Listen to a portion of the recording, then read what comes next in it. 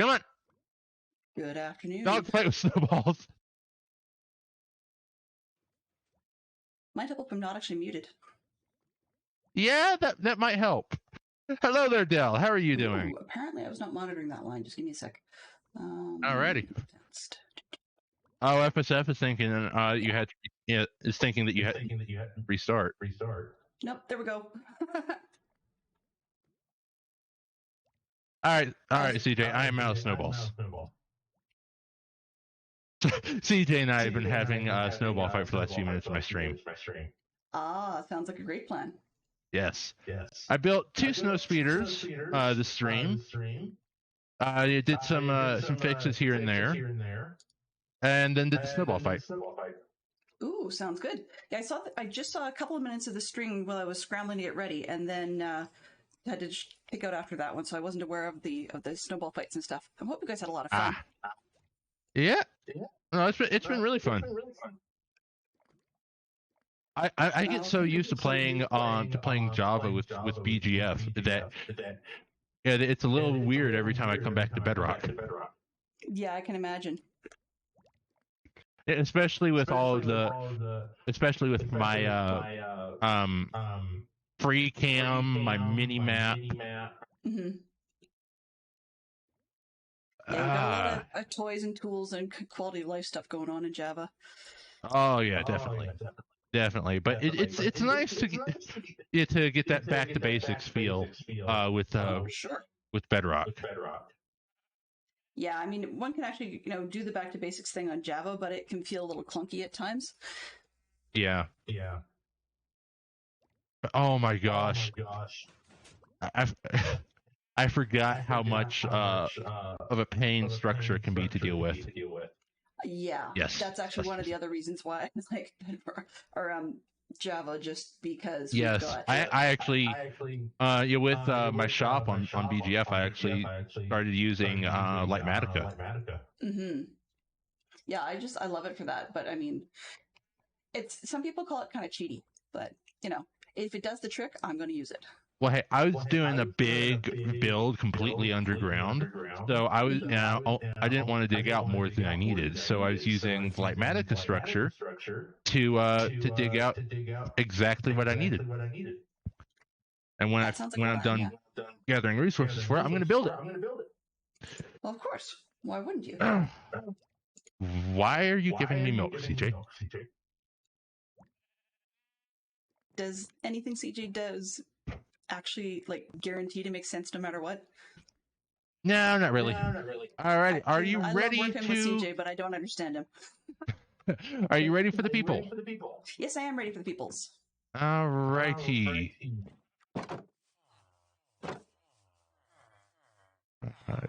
Len Russell, there we go. All righty, here is the raid message for everybody. Alrighty, so let's go back to the camera scene for just a sec. Alrighty, so there is the schedule for the stream weekend. This weekend after Dell, it's going to be Huge Stormy Owl. And then tomorrow it's going to be Joe, ITT Tom, Max Money, Crease, the Dino, Stormy, and then Dell again. You're ending things tomorrow. Alrighty. Well, we'll see how well that goes. Yeah? Well, honestly, that just means that you can raid anybody. Yeah, that's true. That's true. Alrighty. Well, sending everybody over. You have a fantastic stream, Del. Sounds great. Thank you very much, Peregrine. Bring them on over. Alrighty. I will see you all later. Goodbye. And I'm just hanging on a second or two for the raid to come on in. Ooh, that's a good size raid of 12. Yes, indeedy. That is definitely a great size. Okay, so for those of you who may not have seen me before, I didn't copy my raid message. Darn it. I thought I did. Hello? I usually just write in hashtag #VRaid. Some people I send that in. It seems to find it funny. Oh, hello there. Hello to all of you. Oh, stormtroopers are definitely here, firing, missing, and causing chaos. Well, with a good set of fireworks to start you off, that works out pretty well. Hello. So for those... Hello! There's a lot of hellos and welcomes as everybody chimes on in. Thank you very much for passing on the raid train today. We are hanging out in the coffee server, as some refer to it, and we're just playing a little bit of Java Minecraft. Hello. Raid. Good to see you, CJ. Good to see you, Peregrine. I missed a few other ones. Let me just see what else have I got here. Oh, scroll up. Sorry, one of my screens scrolls up, the other does not. Okay, and good afternoon, B Silver B. Good to see you too. Alrighty, so apologies for the Botter Oswin spam. He seems to be a little bit wordy lately, which is interesting considering that he's more wordy than I am, and that says something. So, those of you who haven't seen me before, for those of you who just need a refresher, my name is Delenn Russell. I play Minecraft at least twice a week on this server, usually Tuesdays and Thursdays. Oh, hello there! And then you'll catch me playing a little bit of bingo and stuff, and then Wednesdays is some other random whatever happens to be striking my fancy as a break. But today I decided that we were going to do a bit of a bigger project. I mean, not that the base doesn't have a whole lot of big projects to begin with, because we've been doing a lot of the work on our church recently, which you can sort of see from above on the right-hand side. And I gave those of us that were, or those of you who were sneaking in on Thursday, a bit of a sneak preview. But in the meantime, I finished off the left-hand edge of the carpet art I've been working on. So just for curiosity's sake, people wanted to see what that looked like. So, oh, wrong one. Not the pictures one. I need the cover. This one. So you can start to see that we're getting somewhere. Hello, Dub Dynamite. Good to see you too. So yeah, we're getting there.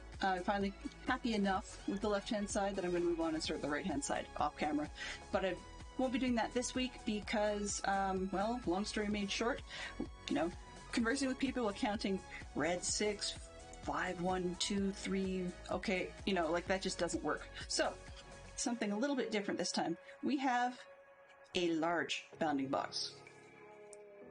I do have a Lightmatic in there, and I've started the layout for a large, oh, interesting little lag there. Funky. A large, oh, fish, yay! Monostone, bust-style statue that's going to be put together in here. The theme for the base this season is all mystery books and mystery book characters. So this, that we see so far... I have to say, when you said bus, my first thought was a night bus. You know, it's funny, actually. I was having a conversation with somebody about that the other day as to whether or not Harry Potter would be considered mystery books for kids. And personal taste would be yes, but not quite in the vein I was going for, so I'm okay with that. So, rather than we've got a bit of this one ready to rock, and you can see that I was putting the first bottom part of it. So this thing is quite large. We've got 100 and... Oh, how did it go? 63 or 64 rows tall, so I figured I better start in the first two. So yeah, I'm only doing it in stone for now. My ability to texture is pretty terrible, but I figure, hey, if I can do it in stone and then I actually care enough to come back and finish with something else, then I will, but otherwise that's that. So yeah, today's plan is really just to chill out, relax, enjoy, spend some time with friends, and put up layers of stone. So that'll probably be most of what we're doing for the weekend. There's not a whole lot. If anybody wants anything particular shown off that they've seen or heard about in the past, just chuck that in chat and let me know. I've had one or two in the last couple of days that apparently were interested in the large book library, like a book trading hall of librarians for some reason. I guess word got around that it was big and wanted to see it. So if there's anything that particularly you've heard about or want to see the progress on, you know, just let me know. And I've been having a few tech issues up and down, partly related to attempting to move my mic on my desk and getting frustrated at my monitor stand and silly things like that. So some of the settings are a little bit screwball at the moment, but if there's anything completely off or out to lunch, do let me know. And I can probably, sorry, Peregrine, I can probably go into my Discord controls and mute my Discord. So thank you very much for passing all your friends, and I definitely appreciate it. You're welcome to hang out as long as you have time for. Yeah, no problem. I got plenty of time. I'm just sitting here digging into a bowl of chili. Yum. ASMR food. Woo! No, I'm making sure I'm muted when I eat. Oh, okay. Good plan. Back to game. Let's be done. There we go. All right. Yay! I have no idea. Let's see. So I have two lovely other co-server mates on here. Co-server mates? Wow. Server mates on here, and looks like one of them has opted to be the unofficial designated speaker, which is always great. Welcome on in, Fantastic Sherlock Fox. Thank you very much for starting up one of the Hill Champion fights. Let's see who we've got today. Looks like our contenders so far are the Fox and Peregrine. And I wonder, it's for anyone who wants to join, just type !join. It's free, does not cost any points, just a little bit of silliness involving sort of a bit of an RNG idea, but makes people smile. Oh, and wow, it looks like we've also got CJ Bot, Tis for Truth, and Carnage Joe. Welcome to any of you that I've also forgotten to say hello to thus far.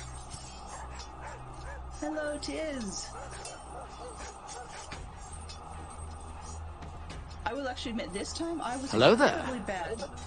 Hello there. I was incredibly bad at putting in promo.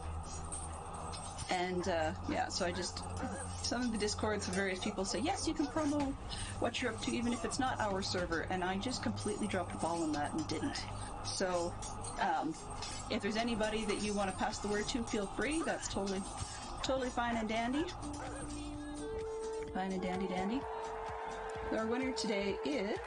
Oh, looks like CJ is the new champion of the hill, and he was using the flail. Man.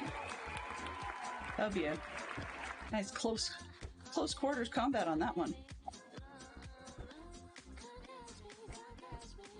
But yeah, it's kind of fun to be king of the hill for a little while. Or, sorry, champion of the hill, because we don't do kings and queens around here.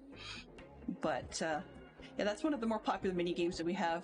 I'm quite pleased to see that its popularity... Oops, sorry. That its popularity does seem to stick around. What am I doing? I have absolutely no idea why I have a ton of stone in two different hands. That makes absolutely no sense. And I don't know... Oh, did I just... What did I do? I froze my game. Okay. Yeah, that would explain a lot. The game does not like having the shaders turned on. Oopsie daisy. Okay, what else did I do here? Somehow... Every time you reload shaders or turn shaders on and off, Lightmatic resets. Totally resets? Okay, good. Thanks for the heads up, because that really helps. Let's try turning this off and then turning it back on. There we go. Thank you very much for the tip, Peregrine. That really helped. What I've done here is the standard, the flop from one hand to another key. I moved it, and then later on, after doing a few other things, I've moved it back to what it normally is by default. But the resulting thing is also that my keyboard's getting a little old, and that's fine. I just need to get the keycaps replaced. But I also find that sometimes I shift my hands over in spite of having the sort of diamond texture keys for common gaming keys. And I don't know, it's just getting worse lately, but I've shifted myself over as well, like as in everything moves, so I'm hitting more of these key, hand swap keys and what do you call them? Like things for shaders and so on and so forth, so there may be a little more of that weirdness happening. There we hear. You heard an echo for Peregrine. Interesting. Okay, well, I'm going to mute him then. Oops, give me 1 second. I think that didn't take. Well, I have no feeds of Discord into my game right now, so it's probably me just... I don't even know how I'm hearing that, actually, to be honest with you.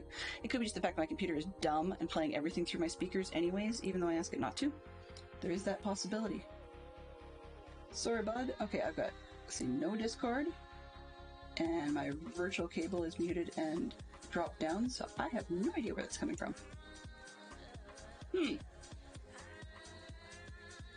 I shouldn't even be seeing that anymore. Oh.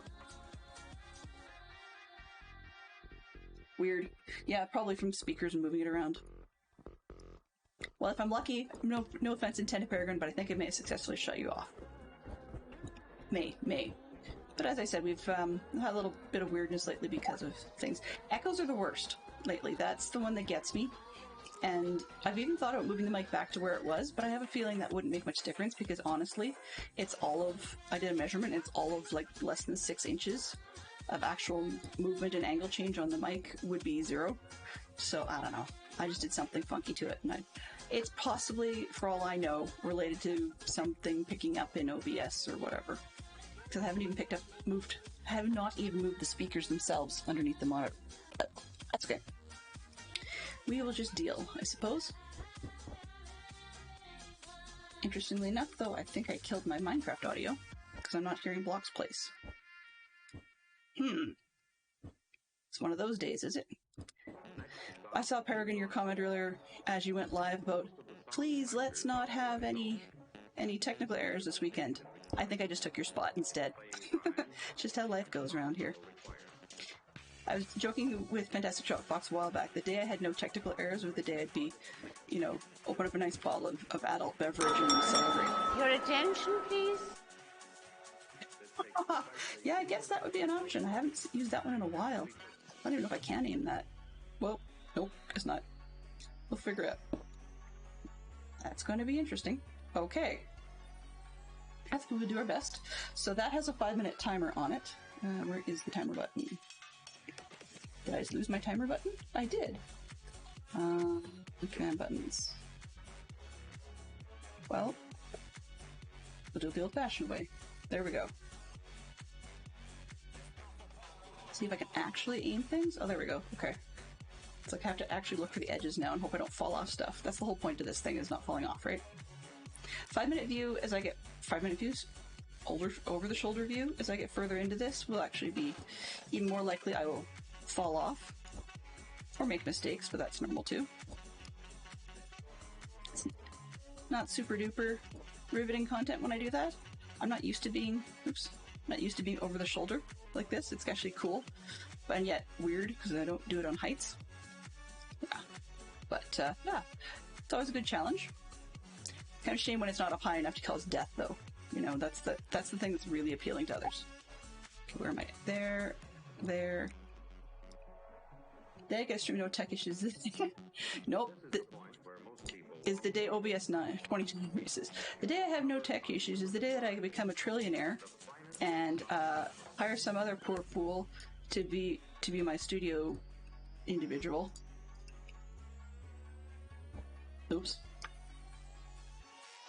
The thing about these Lightmatic schematics is that they tell me when I place blocks wrong, so at some point after the 5 minutes I'll take a spin round and see how many of these blocks have all gone like pink underneath because I put them in the wrong places or put them up too high or whatever. So that's okay. So I have no idea where these are supposed to go. On the edge. I will admit, I do look, when you look at the character from the back with Elytra on, it's kind of like we look like a bug. You end up in each other's heads, and yeah. I can do that from behind, mostly. So I'll give you guys a quick boo as to what this is supposed to look like, which I know may seem a little cheaty on the timer, so I'm going to wait till the timer runs out first. But this thing is going to be pretty big. Now, the thought here is that with the base being covered, we have a lot of stuff.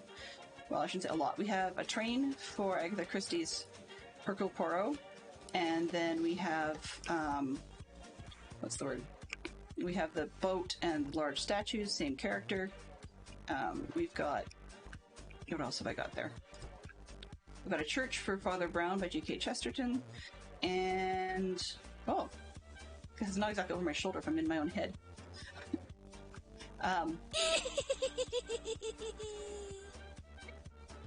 You are some days evil. But, so I've got those ones going, and then there's the generic book for the book concept. So I was looking for some of my favorite characters. We're working on the carpet art for a monk, so like Brother Cadfile, And so therefore I just figured, okay, well I need another one for Sherlock Holmes. Oops. I can't even jump today. There we go. So I figured, well, okay, let's go for something more Sherlock Holmes-esque.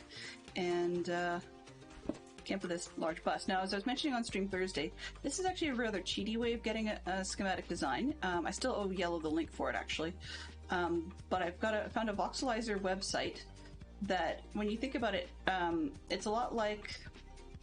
Oh shoot, there's one that people have directed me to before. But anyways, you can get websites that'll actually do your pictures in layers for you. So what this one did, or what it does, is you can take the STL files or the .obj files from a 3D print, and you can actually turn those into a Lightmatic. Well, actually, technically it's a schematic, and then of course you can Lightmatic. You can convert that into a Lightmatic, so that it doesn't go all crazy pants with the schematics. And my face. So that's the way I cheated. Is I found a really nice Sherlock Holmes bust that I really would have wanted to capture from scratch, but I'm really not that talented at converting things like statues from scratch, so I converted it into the schematic. Now, the original version, I kid you not, wanted to be like 600 bricks tall, and I just said, that's okay, sorry, like 300, whatever the cap is, 300 something bricks tall, and I said, no, you know, detail, great, but I'm not going up that high, that's just ridiculous. That's like Titanic on its nose. It's just not happening. So, so I went with this one, which is, as I said, only 63. So we lose a good significant amount of detail, but we don't actually have to worry about as much in the way of design issues. Okay, so that was the ding for 5 minutes, and I know CJ will probably get me for more. Where did I put the bed? North. There we go. Not a whole lot of point in flying this one, unless silly me can't get out from the inside, dummy. So last night's prep while I was watching Carnage Joe's regular stream was to run around and cut out the trees, because we're actually spacing wise, I think I showed you this, that we're actually really close to the Cadfell art. So this is 150 by 150, so you can start to get a rough idea of the scale on this one. Okay, so let's see. Let's just hang out this way for a sec. Actually, turn it around, fly up. Let's not land on in the water. That tree will work just nicely. Oh, hello there! Hello there! Good to see you. So the quote of the day at the moment is, how would you feel if you accidentally leave your phone at home? Left. Wow. You can start to see this has a little bit of height available to it. And that gives you guys a rough idea of what we're going to be looking at this weekend. And that's, crazily enough, that's about 2/3 of the size it originally was. So, yeah. That's where we're at. But as you can start to see, it's actually hollow on the inside, which is quite nice. What is that? What is that? That's actually a statue, well, somewhat bust from probably about the mid-chest on up to the top of the head of a Sherlock Holmes character. He's got, you can't really see it too well, but on the left-hand side, he's got his hand going up. He's sort of holding a pipe in the middle. And then he's got his deerstalker hat on top. The face was supposed to be modeled after my favorite Sherlock Holmes actor, but yeah, it just, by the time you convert it into blocks in Minecraft, you never know what that is. So I figure we'll start at the bottom, get as much as we can done this weekend, and yeah, that's the major project for now. So it's more the detail than the textures for me at the moment, which means that there's not a whole ton to be doing, I guess you could say. You know, and I probably brought the textures. Oh, nope, not too far. You're supposed to be working, you feel stressed about without your phone. Otherwise, you're pretty relaxed without it, but used to really addicted to your phone. Well, yeah, Fantastic Sherlock Fox, you're not that bad, actually. I mean, my first Apple Watch was a gift from Fantastic Sherlock Fox, bought with a bonus, but part of the idea behind why I was interested in it was my claim was that I was going to be looking at my watch rather than falling into that trap of oh hey, it's notification about whatever, and then while I'm here I will, yeah. That kind of didn't really materialize. I've had a decrease in that behavior, but definitely not a reduction to nothing. This is going to be interesting if I continue not to hear any sounds. Wow. Wow. Okay, I'm just going to double check and make sure that I'm audio and I'm monitoring that one. Okay, well, we'll just cross our fingers on that then. I don't want too many duplications. I'm just checking here what that is. Yeah. Whatever. You're not hearing the game sounds either. Okay, Minecraft, what are you doing today? Studio mode games.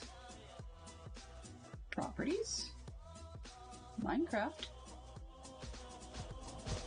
Okay, I'll try again. Oh, that's odd. Sorry about that, guys. We'll fix that right away. Music. That's the weirdest sound I've heard in a while. Okay, so my usual way of doing it decided to just go kaput. So let's try this one instead. Do I have the virtual cable input? Properties set correctly. Options, sounds.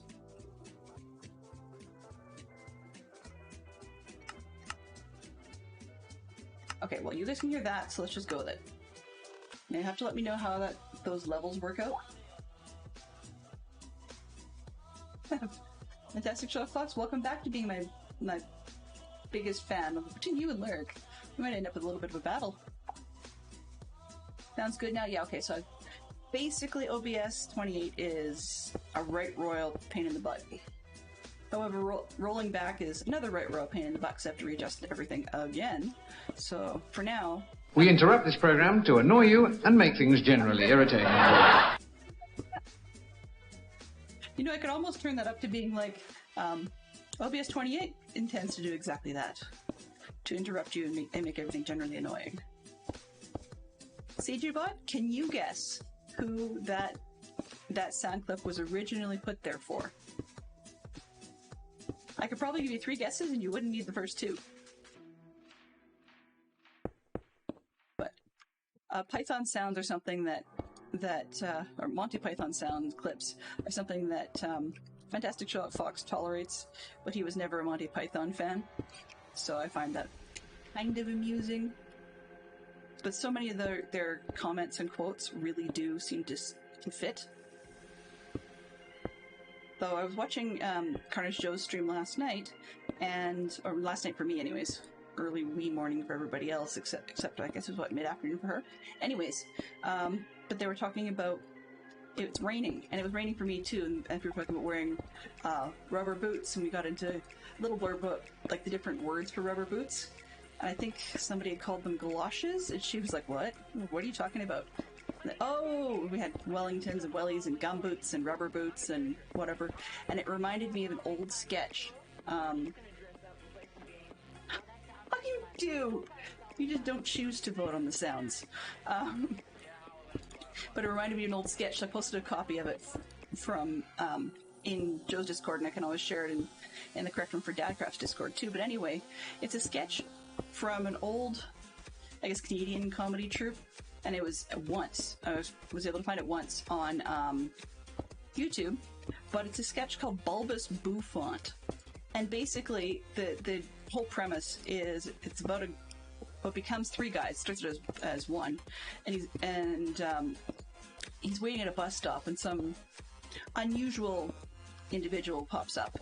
I would assume by today's verbiage it would be neurodivergent in some way, but anyway, they start having an oddball conversation about the way words sound, and he says things in strange ways. So, like, the new guy that shows up. So he asks the first guy if he's wearing any galoshes, and the man standing at the bus is like, "No, I don't need to be wearing galoshes. It's a nice sunny day." And but I am wearing galoshes. Funny word, galoshes, and start going on about other kinds of funny words.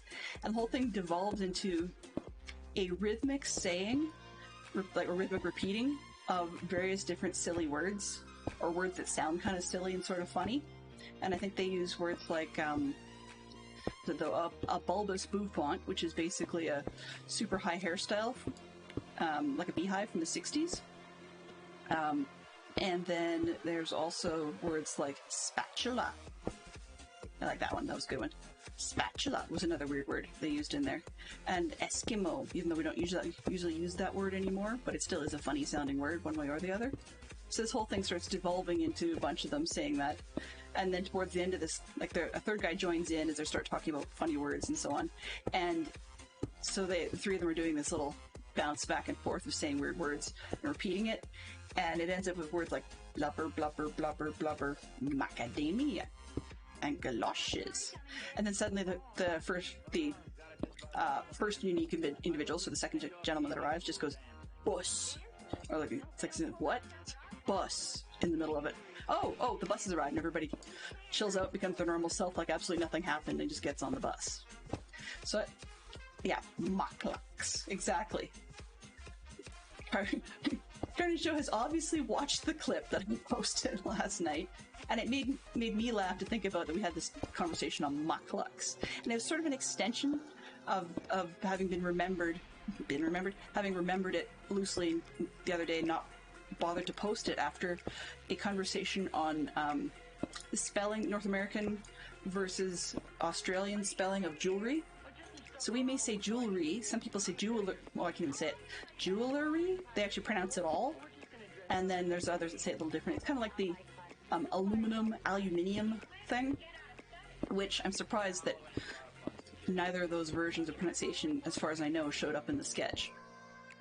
But it was just one of those things that made me laugh a lot, because we were talking about galoshes, which was not something that was familiar to Joe. And up here, I don't really think about it. I guess it was rubber boots is how we say it here. But sometimes I'm one of those weird people that, I shouldn't say pick up accents, it's more I pick up turns of phrase. So if I've been talking to someone from the UK, I wouldn't necessarily say things like, I'll ring you back. I have said that by pure mistake. But that was just because I'd been talking to a UK client at the time for a tech support thing. But there's other times I will have actually picked up little turns of phrase. So I will say something using the version of the word from somewhere else. And my kids are getting kind of used to it, but it's something that my dad has always done. And he picks up how do I say it? A rather embarrassing version of the accent of the people he's been talking to. So sometimes he's been sort of pegged as being racist, even though he doesn't necessarily intend to. He's just been talking to someone from another part of the planet and then starts talking like them for a little bit. My brother did that by accident when he was over in England. It wasn't even like a racist style. It was more, he was in England on a student work abroad program, and he picked up part of their accent. But then it kind of got a really weird Canadian accented mix twist to it, and so it became its own thing. I don't know. It was just something odd our family does. We don't even necessarily realize we do it. So if I was to talk to Joe long enough, I probably would start referring to gumboots in conversation for a while. But, yeah. I thought about wearing my boots this morning. Decided not to. It wasn't raining anymore. We had turned to big, heavy, mucky, slushy snow, which was not a pleasure to be in. Gazebo. Yeah, goulash is another good one. I like that one. And it's not just, like, the word, it's also how the guy says it. I mean, we talk about gazebos all the time. Well, I shouldn't say all the time, but frequently. You know, to have a gazebo in your garden isn't a big thing. But this guy, he was... yeah. Gazebo. Okay, now I'm gonna have that stuck in my head all afternoon. I know I brought it up, so it's my own fault, but still. So all afternoon, let me correct that. All, I don't know, evening, I guess? I've only got 25 minutes of afternoon left in my world. Yeah, not fun to shovel this morning either, I can imagine. I am not great at getting up for scout bottle drives at the best of times, but definitely not good at getting up for them when it's, 2 inches of muck slush out there. It's just not pleasant. So we did bottle drive collection this morning in that, and our scout group doesn't go door to door. In the week to 2 weeks preceding the bottle drive, we actually walk around the bottle drive routes. Pardon me. And we delivered flyers to the door, letting people know in advance and asking them to put their bottles out with the flyer stuck onto the bags so that we know it's for us. So yeah, the neighborhoods don't do too well, I'm afraid. I mean, some years we've done better than others, but this one's going to be pretty bad. Could be partly that there was a sports group out 2 or 3 days ahead of our scout group, and they had asked for bottles too. So I mean, there's just not much there. And honestly, in the economic environment, that some of the housing sections we tagged this time are fairly new constructions. Bob. Exactly. I think I'm going to keep derailing that one. I like that. He does say Bob, kind of fun. Just put anything that Rowan Atkinson wants to put an interesting voice spin on. People tend to find it funny. But I think part of it too for Rowan Atkinson, it's a visual thing as well, just the way he has his cheeks go, and I can't replicate that as much as I would love to.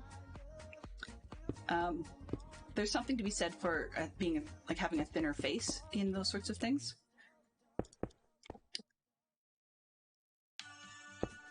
Yeah. Squirrel! So, definite squirrel. Woo! So we were talking about, or at least I was going on about the bottle drive thing. So we've got some fairly new neighborhoods, and given the COVID and economics and so on, and economists everywhere are predicting that we're going to end up, at least in Canada, possibly in the US too, with some sort of recession as a result of wherever things are at with COVID and stuff right now. And some rather ridiculous politicians, but that's neither here or there at the moment, because I don't do that on this stream. But anyways, these new neighborhoods are likely not necessarily to be buying as much in the way of disposable soda bottles, or they're going to be wanting to keep them for themselves. Oh, I like that. I like that one. I forgot about that one being there. So although a lot of the stickers and stuff available at the moment, there's one sheep exception, but though a lot of the other ones are all the globally available ones, that's part of why I put them up there free, is so that people can enjoy that sort of thing. And it's been a while since I've been through the global pile, so I was in to check them all out. So that was a nice refresher. But yeah, so the kinds of things that we've been spending stuff on when we do bottle drives and stuff is generic stuff like camp. And I'll admit, I had that very front of mind this morning when we were in the car with the kids, or sorry, the pickup truck, I guess, with the kids, doing the collection of these bottles, because the weekend before Halloween, so the Friday, Saturday, Sunday, I'm going to be tent camping with my son's scout troop, and it has already snowed, so we are just about guaranteed to have mucky, slushy, yada, yada, yada, snow for his camp weekend. I don't like being cold. Never have, never will. What's this? Okay. Oh, don't have any room there. Okay, fine. Let's put another one. This is going to become a shulker monster, I suppose. So, where was I going with this? Oh, so yeah, I had that top of mind, and I'll be actually out in a tent that weekend. Oh, I know what I forgot to do. Wrong one. Okay, let me just back up just one step here. I meant to do this earlier. Wrong box. This. No, not that box. This box. Okay, I need to put the beacon in the middle here, or we'll be here all ruddy century. Okay, let's put this stuff back. See if I can do this right. I never remember. 9 by whatever. Yes, okay. I've done winter survival skills camp for the instructor sort of stuff for the leaders twice. The first year I had a sinus cold, So I got the sort of the A-OK to cop out and set up a tent in the snow, but not actually sleep in it. 9, 2, 3, 4, 5, 6. Oops, 1, 2, 3, 4, 5, 6, 7, 8, 9. I got the A-OK to set a tent up in the snow without actually having to sleep in it. But, I can't count 3, 4, 5. 1, 2, 3, 4. Oops, that was only 9. 10, 11, 12, 13. So that's the first year I set one up in the snow, and then I slept inside a cabin, and it was cold. And I didn't have a great time, and, you know, whatever. The second year I went, which I don't think it was the next year, I think it might have been a couple of years later, I can't recall for sure.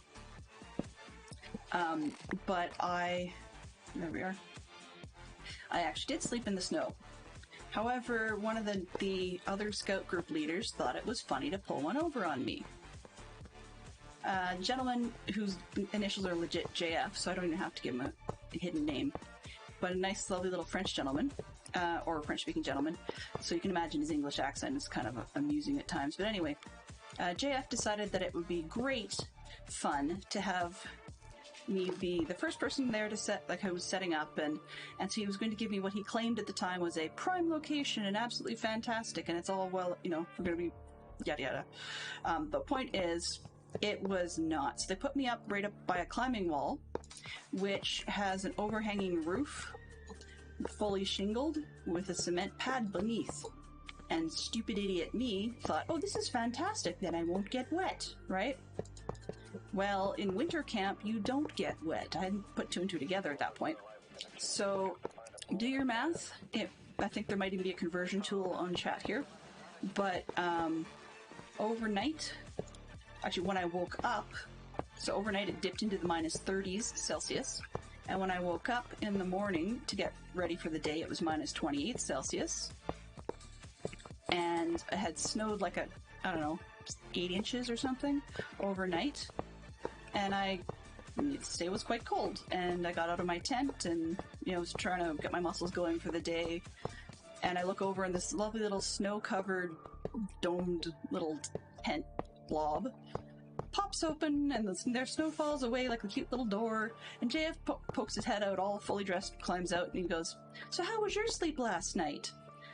Come to discover that apparently he did that on purpose just to see how cold I could handle, because proper winter campers, and now I know, A, don't be an idiot and sleep on a cement pad in the winter, that's just dumb, and B, if it snows, you do want it to snow on your tent, within reason. And weight can be an issue. But the reason you want it to... I'm missing a block here somehow, because that's not right. But the reason you do want it to snow on your tent is so that... Yeah, I did this way wrong. What am I doing here? 1, 2, 3, 4, 5, 6, 7, 8. 9. Okay. 2 more at the front. But you do want the layer of snow in your tent to help insulate. So you've got the air gap between the fly and the tent itself. Yeah. So that was pretty cold. I was not impressed. So we're talking, yeah, somewhere between, let's see, what do we have? Approximately minus 30 to 33 was overnight. What did I just... Okay, let me break this another way, because I know that I messed this up. And why I can't do a tower is beyond me. Okay, 9 should be 9 by 13, so why did I run out of bricks? 1, 2, 3, 4, 5, 6, 7, 8, 9, 10, 11, 12, 13 by 1, 2, 3, 4, 5, 6, 7, 8, 9.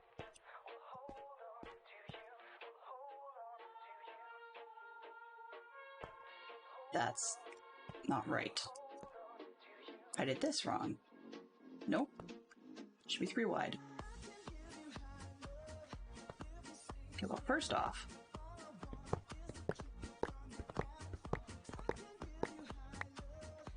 anyway, but the point was, apparently I froze my brain. I guess And yeah, can't be worse than that, but I know I just don't like being cold.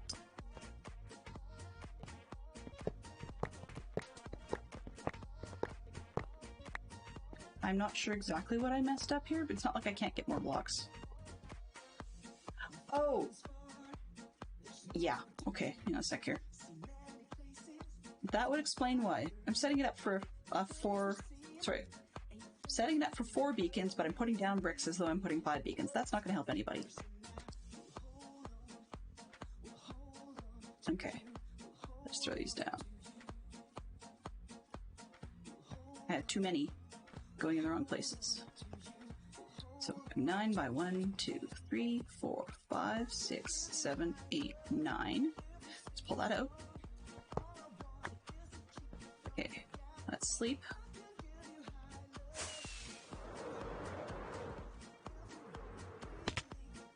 Land in a tree, that'll work.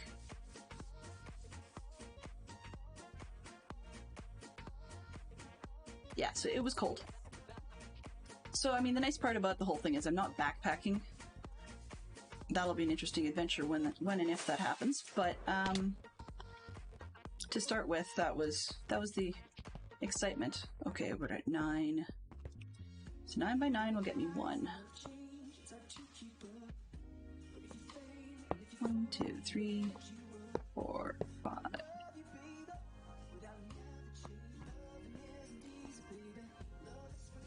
It's the same way I usually do. I mess it up, and then I end up going and just building a 9 by 9 that works for 1, and then I go and build each layer after that. So this is wrong here. Come on.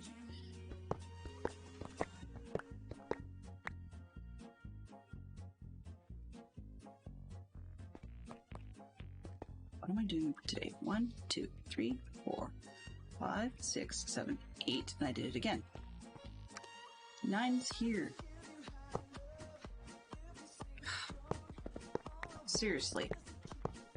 Sometimes I think I'd lose my head if it wasn't attached. I should probably eat too. On the bright side, I got to show up the other leaders. You know, yeah, that was true. That.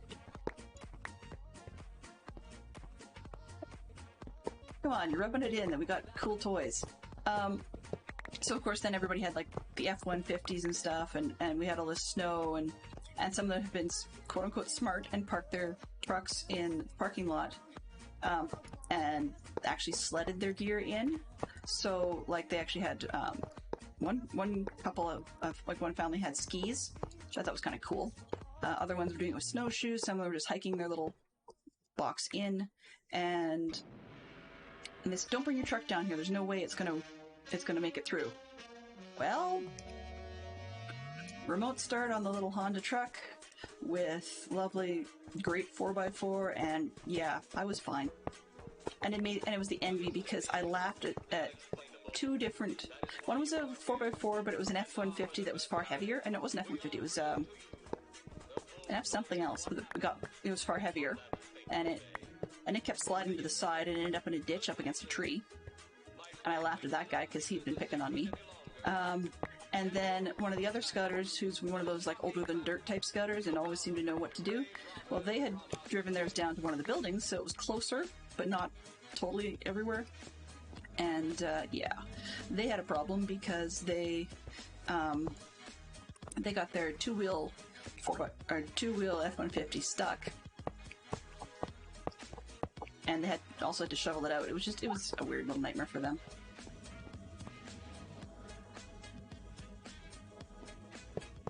Well, Canadian humor or Canadian comedy is a little weird. And how this relates is this other particular scouter was a huge fan of a show called Red Green. A faux sort of like Guy's Weekend Cabin in the Woods type of chaos comedy. With all the bad stereotypes you would expect about, you know, the guys who go for beer on the weekend and so on.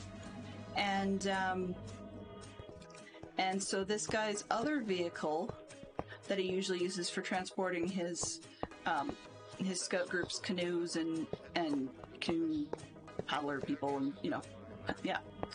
is that they use their multi 11-seater van is basically, it actually has a big sign on it that says land anchor for a very good reason.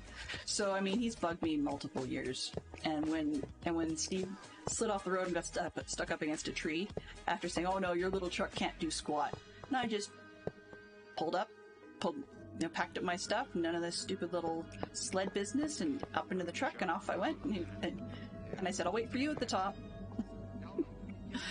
Yeah.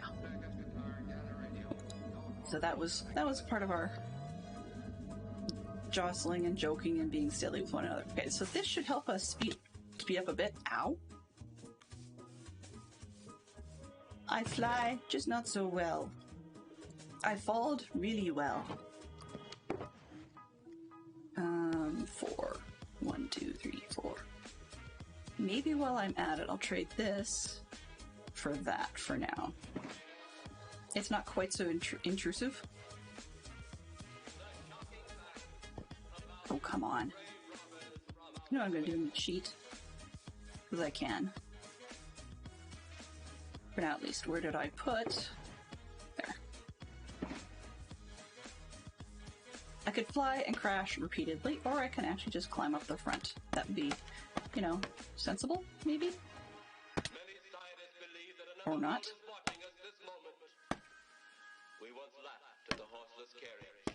There we go. Alright. These. Perfect. So most importantly, that and this one. Yes. And we're going to need haste, because we'll be here all day if we don't. Jump boost would be super useful. And the fourth one, what do I usually put in that one?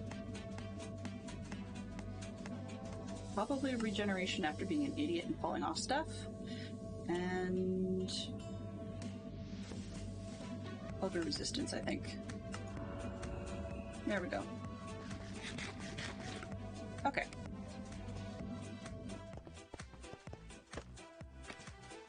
Now I can get back to the silliness at hand.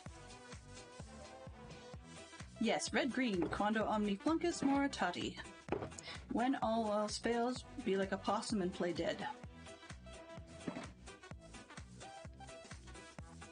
Although I will say, in Minecraft, that's not so effective. Not that you expected anything else, but yeah, that would not be a very effective move. Okay. Oh. Seriously?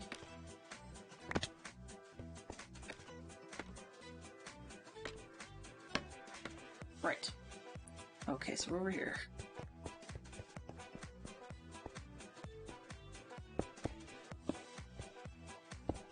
But that's okay. Years ago, they Red Green actually was also seen on public broadcasting stations in the United States, and was actually the star of that show was a gentleman by the name of Rick Smith, I think? No, not Rick Smith. That was, Rick Smith from Smith & Smith comedy show.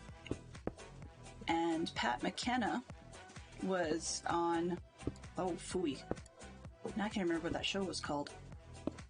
It was a program about, Wall Street investing or something.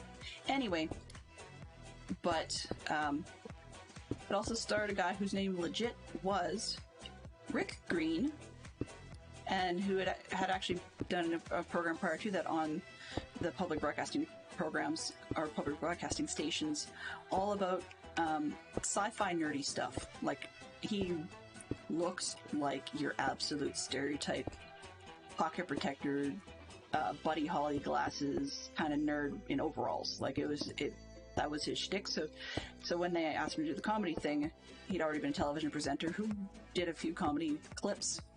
And he said sure, and he became the mute Bill, who got himself in all kinds of ridiculous scrapes.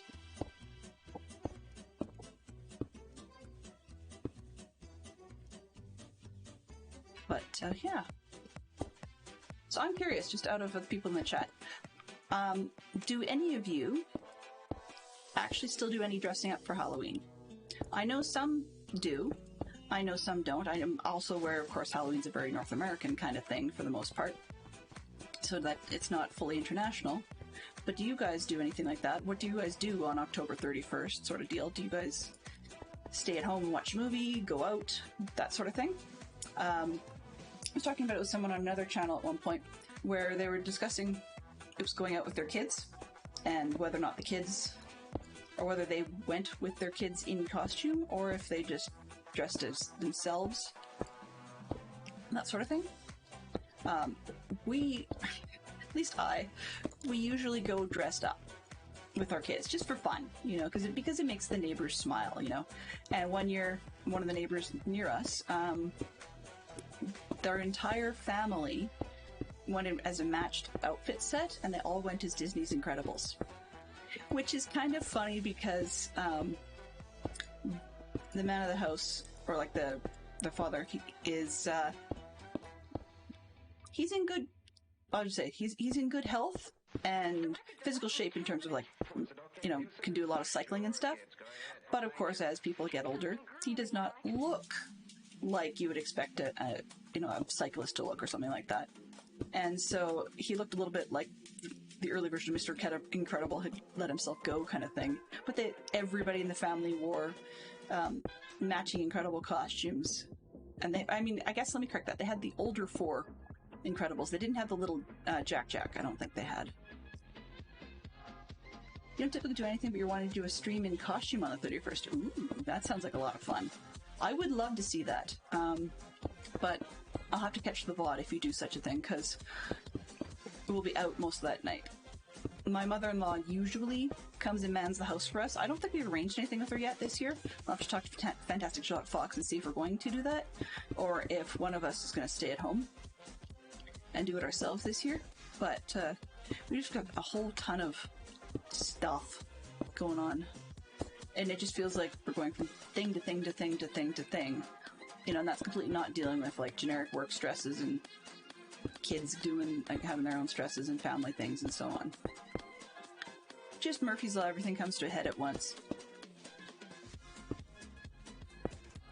We've hit that point where siblings will be siblings and they will squabble and fight with each other, and we were so lucky for a very long time that our kids got along most of the time.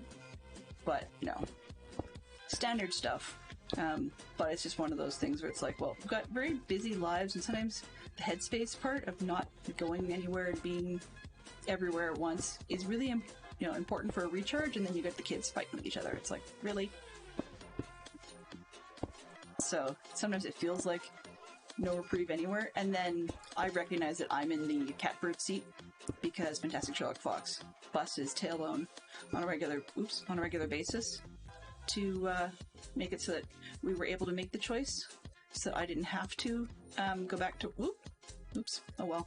I didn't have to go back to work when we had kids, and it's been great. It shrinks your worldview. I will say there's pros and cons to it because it shrinks your worldview, particularly after COVID. Pardon me. And what I mean by all of that is just to say that if you don't get out much, or you're not stuck in the daily grind of, like, what rush hour is, for example, then it's a little bit easy sometimes to make mountains out of what for most people is a molehill, or not even a bump in the road. So yeah, that adds stress, because I'm one that tends to be able to easily create stress that others can feed off of. So excuse me just one sec, I just got a really big tickle in my throat.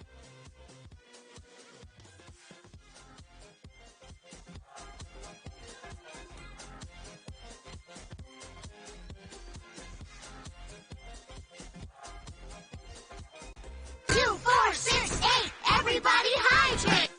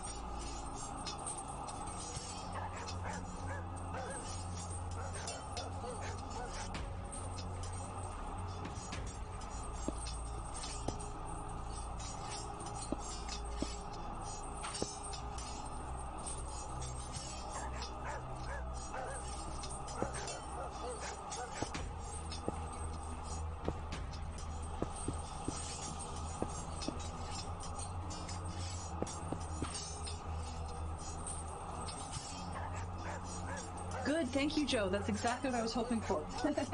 I wasn't trying to leave it still muted, but I was quite worried that the mute hadn't actually taken hold and that you guys were hearing me talking. I guess it's all good.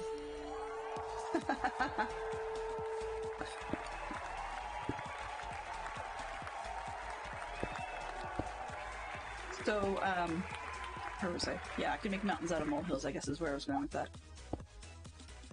Suffice to say, so we'd like to see how much progress we're making. You can't really tell from here, but it's teeny tiny, right? I tried actually just for running a bit of a test last night. It's part of why there's a couple of layers already, or that were already started when you guys came in today. And the reason I did that is I wanted to see how much of the layers, like, could I possibly work with this thing successfully, like people do in Bedrock, where they generally have the whole thing showing, and then it just they just build it as they go, sort of thing. Unfortunately, I found that when I actually had a lot of these blue squares up in and around my face, like, so I could actually have one extra row possibly, but when I had it up in and around my face, it was actually really making the game make me kind of ill, so I just had to shut that down, which is too bad. But I mean, I did the test on purpose because it's not super easy to just flash the whole entire statue up all at once. I mean, if I'm smart about it, what I'll probably do is do an extra placement tomorrow, for tomorrow, where I line the whole thing up right on top of this one, and then I can just turn that one on and off in a heartbeat. It's probably an easier way of doing things. But one of the things I actually have on my to-watch list is a couple of videos I found from various different YouTube creators that play on Minecraft with just a whole bunch of different tips and tricks. And it's not a, hey, you're doing it wrong type of tutorial, but it's the...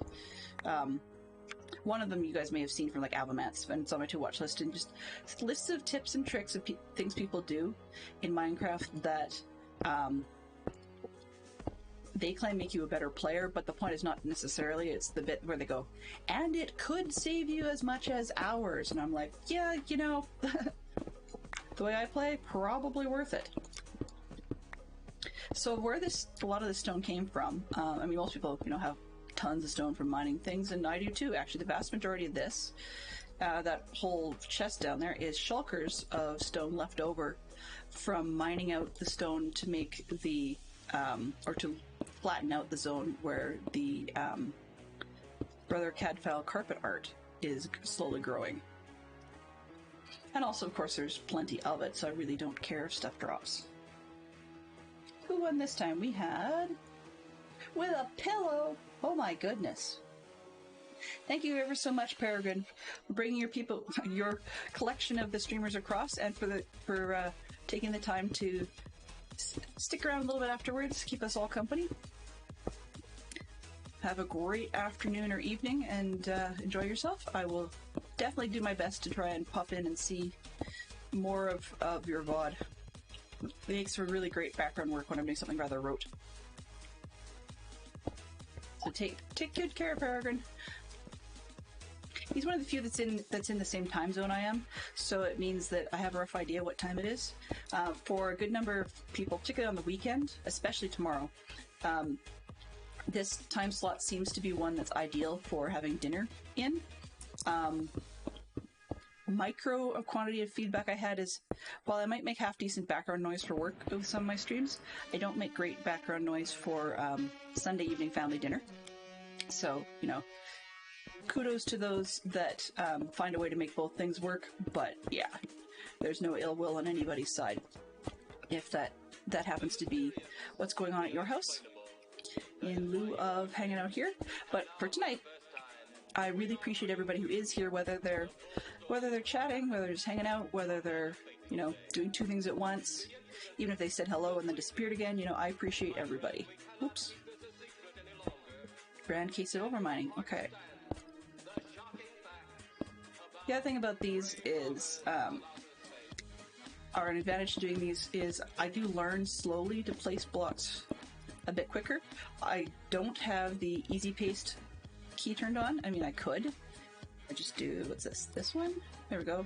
So I can literally just do this and just like run around and just paste anywhere I want, and it won't It won't clip anywhere else, and it'll only paste what I want, where I want.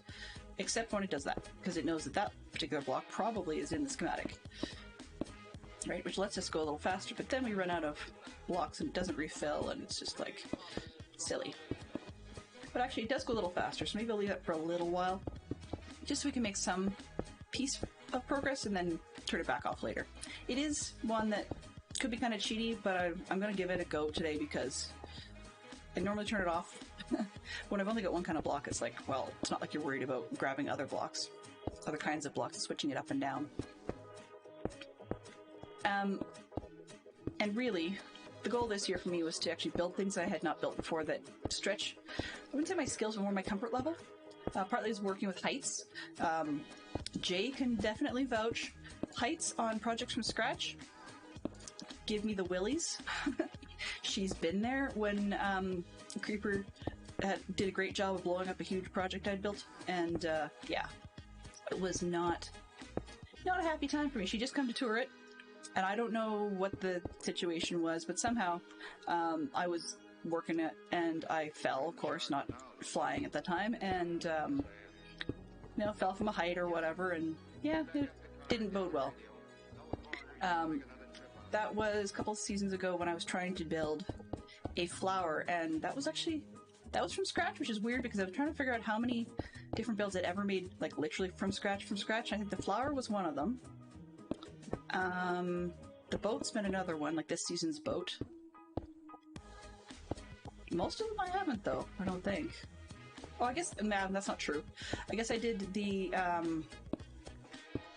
server, or the coffee server's mail post office a couple years ago. I won't be doing that again. It was a foray in teaching myself a lot of redstone. I enjoyed it at the time, but it was way overkill for the culture on the server.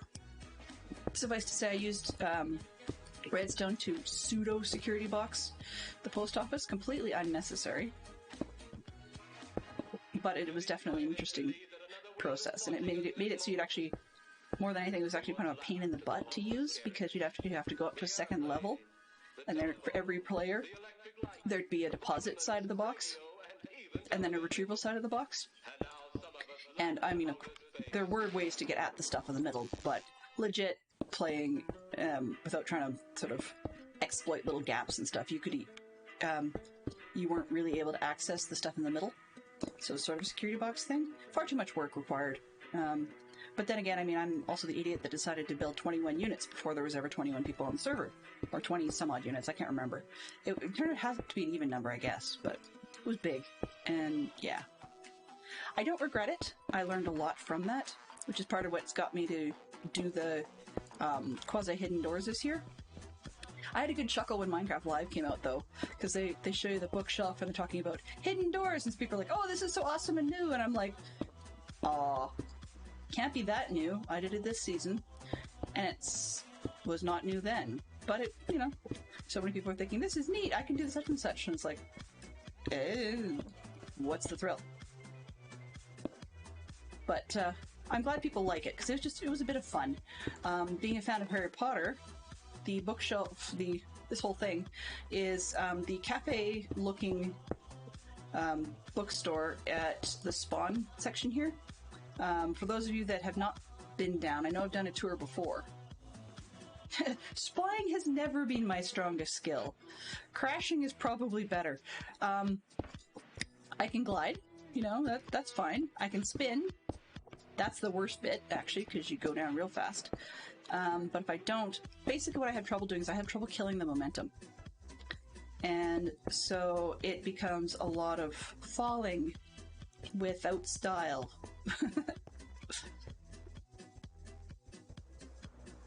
And there's also a lot of forgetting that I can fly. Or suddenly thinking I can and being in a situation where I can't. By the way, thank you very much, Mr. Owl, for being currently the biggest fan. I appreciate that. Thank you very much for choosing to spend your points that way. There we go. Alright, let's go page up and do some more of this. I was like suddenly stopping there as though I didn't have the easy paste on, and I'm just like, what a doofus. I can do this. Anyway, Hello. Hello. Yeah. This is actually part of why I didn't fly for the longest time, was just that some days, depending on how much flying I'm going to be doing, I actually need to take like a Dramamine first, just because the spins can make me pretty nauseous, or the high-speed flying. My eyes just don't adjust to the motion fast enough.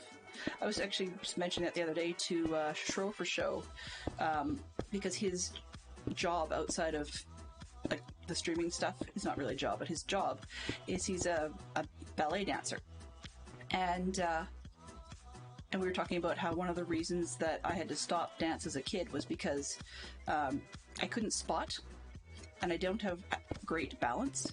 So when trying to do a spot, not being able to adjust fast enough mentally, it would actually make me feel sick, and then I'd lose what little balance I had and start to fall over. So in Minecraft, I just have to be careful how much I do that spin stuff. Usually I'll take a wide berth and then come at it. So it's kind of like, you know, the airplane that can't quite land and has to take another pass, and I'd rather take an extra pass than end up being nauseous, because that just makes for a really bad stream at that point.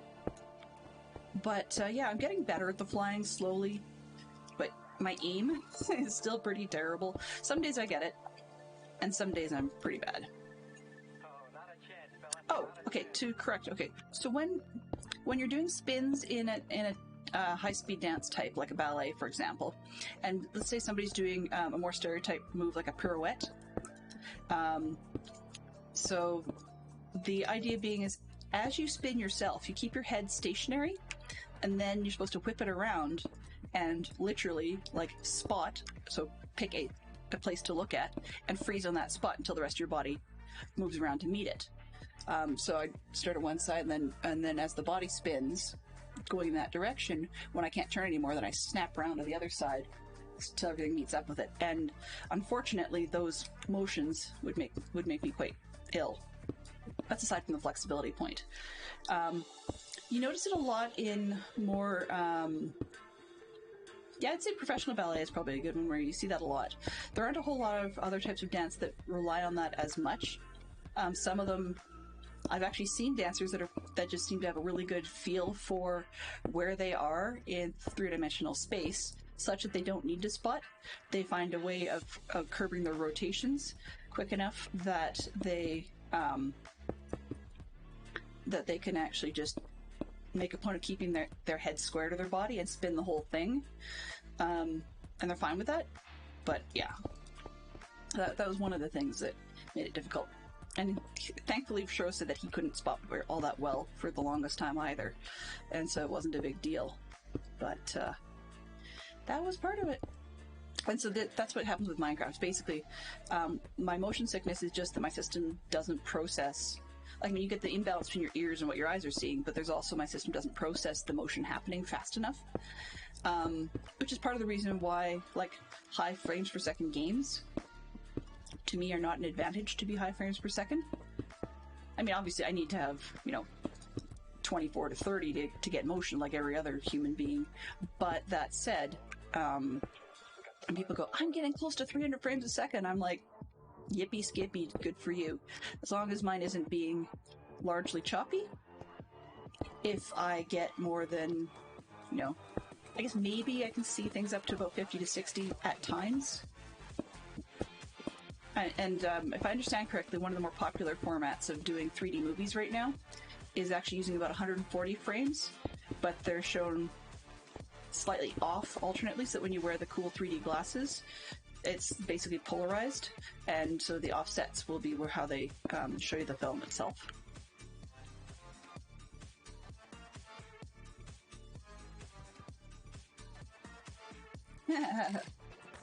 $421, yeah. It can be good. $396, $414. Actually, on that, but for the longevity of the computer, though, it works out in my favor to not necessarily need high frames, simply because I can actually put in one of the frame limiters. So I've got an add-on, a mod for quality of life right now, that when the game is in background, then it actually drops down to like 10 frames a second or something. It doesn't full freeze, but it just definitely drops all those frames so that it doesn't have to work the graphics hardware, and I've actually had to just stop the fans, like it just doesn't need them. That's the other perk to working in the basement, is things can stay cooler a little bit longer.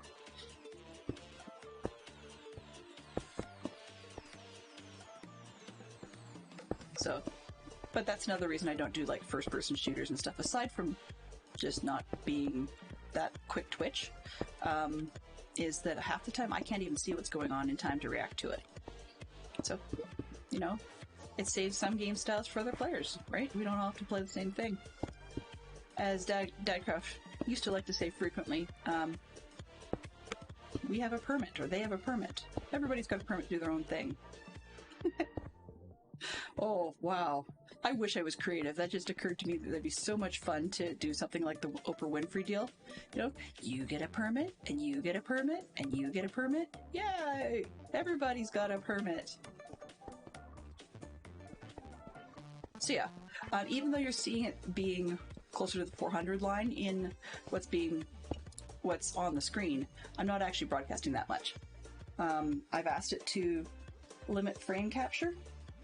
I don't even know what you guys are getting right now. Give me a quick second to see if I can see. Yeah, okay, so I've capped it at 60, so you guys aren't seeing more than 60 right now. I mean, in Minecraft, it's probably not a big deal. You know, I may have missed the memo on that one, but the reason I capped it at 60, of course, is because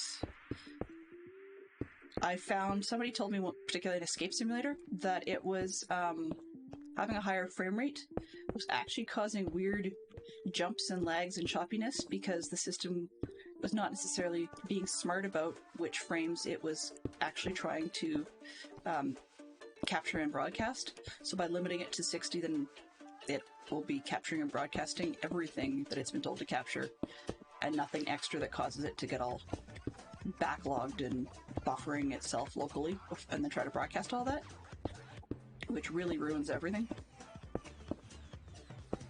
Oh, I forgot with easy paint I can go way out there. Okay. So, yeah. But that was one of the things I found it was useful. I also figured out, well, prior to OBS 28, which is, as you can see today, being a bit of a pill with the sound, the audio capture thing is supposed to be built in now.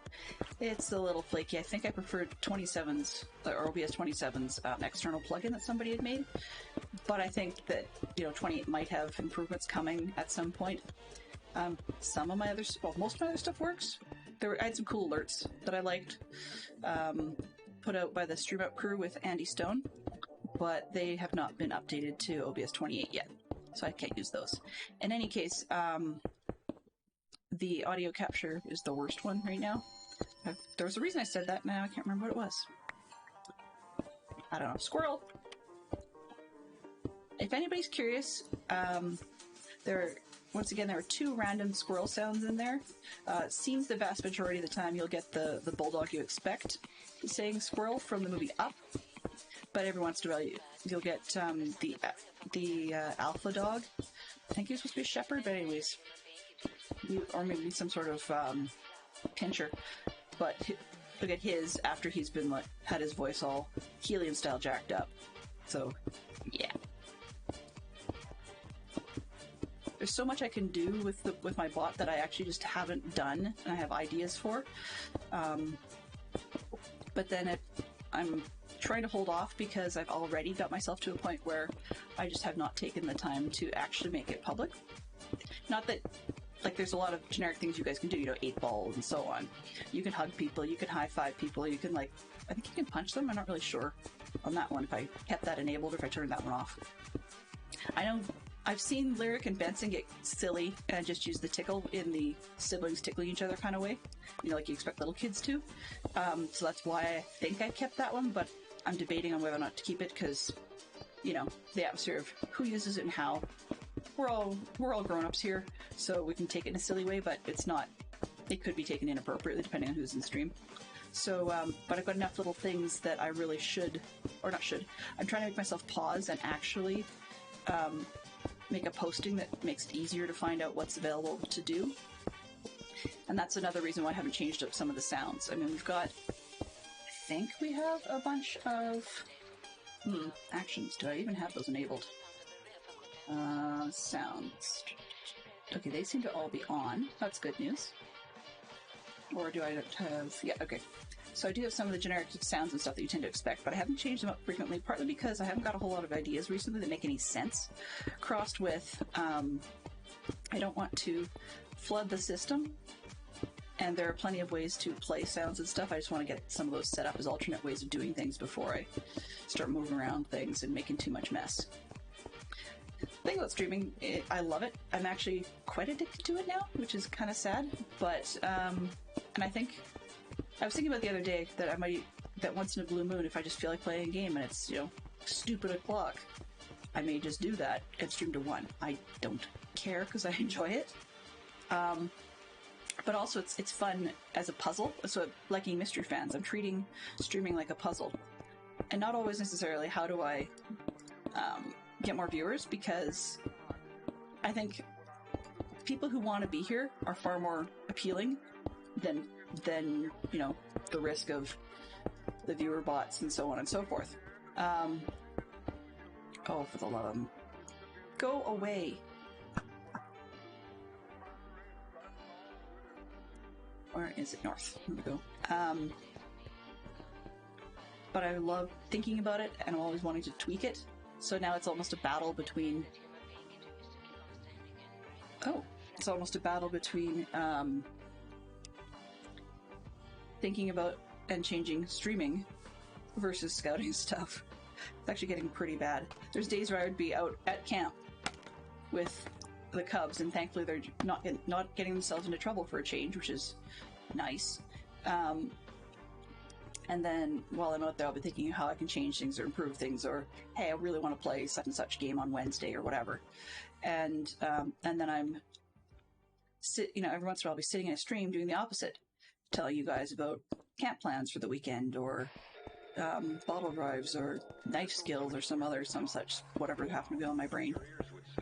It's weird how that works some days.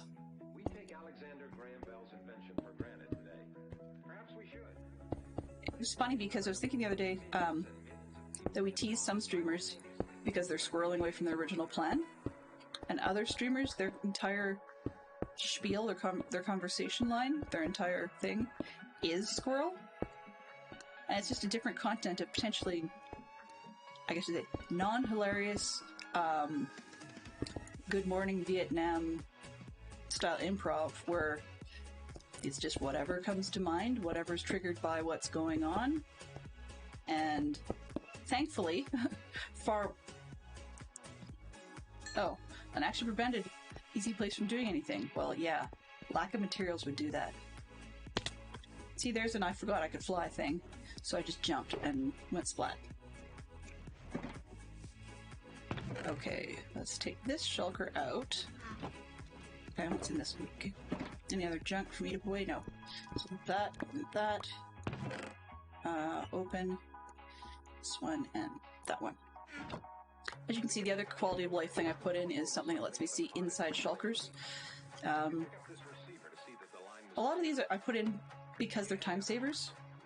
It's not like I particularly need to have a pause, or pardon me, like I particularly need to be looking inside shulkers with quality of life methods. It's all in a matter of speeding things up.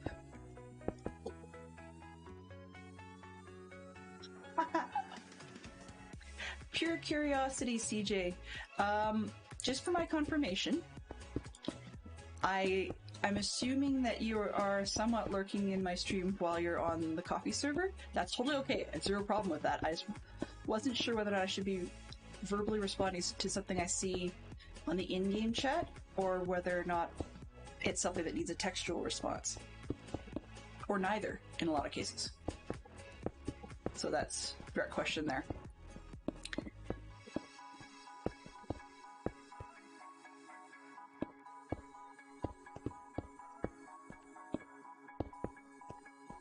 Yes, okay.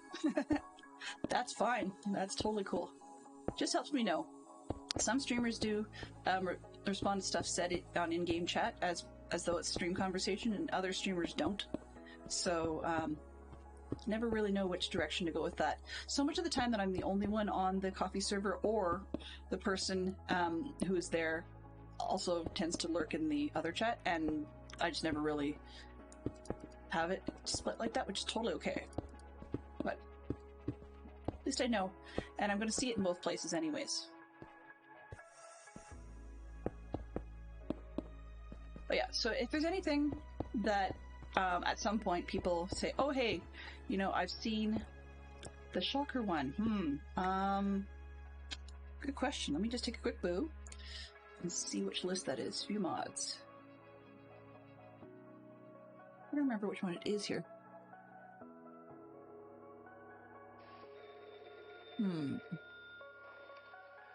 was anybody home, they'd answer and you could talk. I'll have to take a look and see if I can figure it out for you. CJ, let me just, see.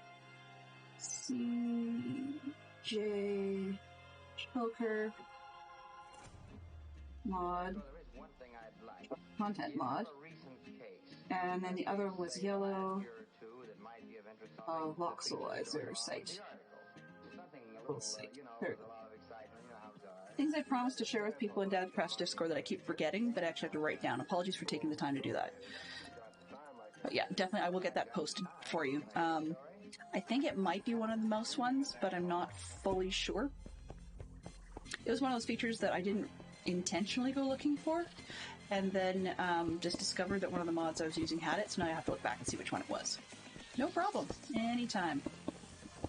This is actually one of the reasons I stick to Java. It's not that I don't like Bedrock. Like, if I had to choose vanillas, so purely vanillas, it would be a really hard decision for me to prefer one over the other. I quite like Bedrock and I quite like Java. They both have their pros and cons in different ways. For example, the what do you call it? The mob spawning radius being in a lot of cases smaller in Bedrock. To a player who, like myself, is a bit of a chicken, make no bones about it, sort of thing. And yeah, I guess it's kind of a badge of my sleeve. But anyway, I like that it's smaller in Bedrock. It's awesome. However, I'm not a huge fan of mining in spots that are liable to get me other mobs. You know, just that's who I am. Therefore, I like things like basic iron farms and stuff. And in that case, I prefer the mechanics available in the Java format. Partly that the farms are a stinking lot smaller. Partly that they can, what's the word? Yeah, that they don't have to have a nasty mob in them. I screwed up this nasty mob and I just haven't bothered to fix it. It's not really, the farm's not broken. I just, yeah. Something in my brain screwed me up and I'd forgotten that zombies sink. So now my mob farm is run by a drowned rather than a zombie. Yeah, you know. It's something that I think was not always the case, if I remember correctly. But, yeah, anyways, so I've got a zombie in there now. And the reason I should fix it, but haven't bothered, is because it works.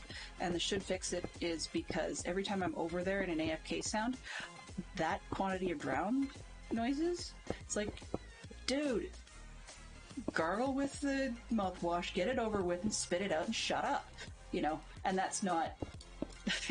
I have a sound muffler, but the problem is I can't necessarily sound muffle in with this particular one with a geographic tie to it.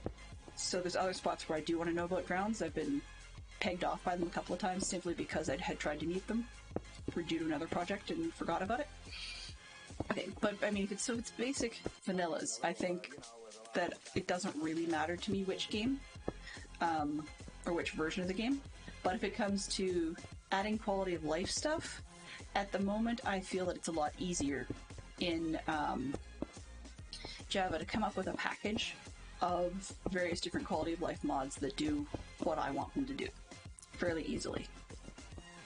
You know, and then I mean, Light Medica is, in personal taste, easier to deal with than the comparative schematic related versions in Bedrock, but I mean, I think it's more that I could probably get the hang of it if I just practiced, right? And I just haven't practiced.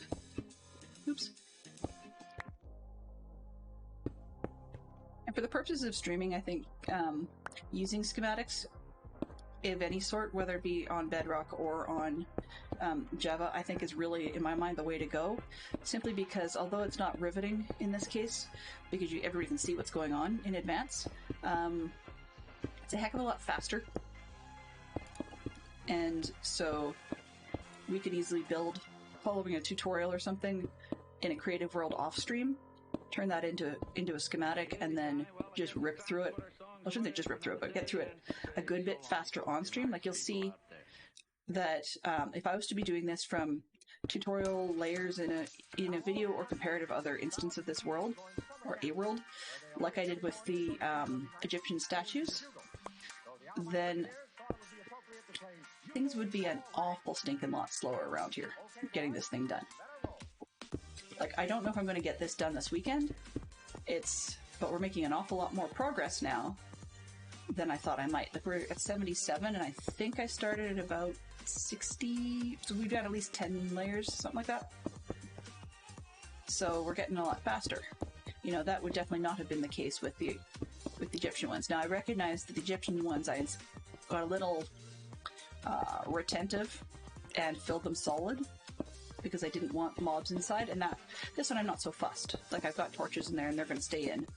But the other one, I figured it would sort of ruin the feeling in the atmosphere if you were, you know, coming up to take a look, or hypothetically on the boat or something like that, and then you started hearing groans and moans of a zombie trapped inside the Egyptian skeleton. It just seemed weird to me.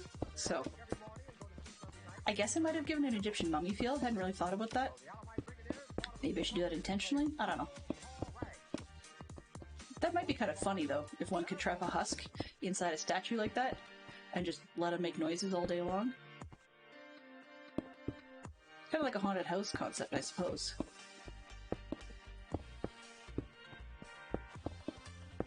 Now here's a question.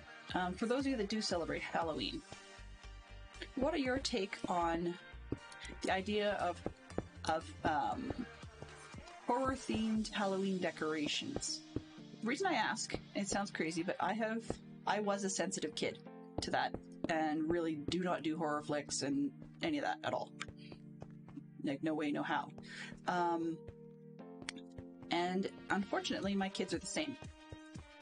I don't have a problem with it in that sense, but the question becomes for me, how would you choose to deal with it if you either A, you found out that some of the kids attempting to trick-or-treat your house wouldn't because your house was too scary, or going conversely, if you wanted to decorate say a haunted house as an adventure for kids to be able to see, and yet didn't want to either A, bore them, or B, scare them, what sorts of things would you do?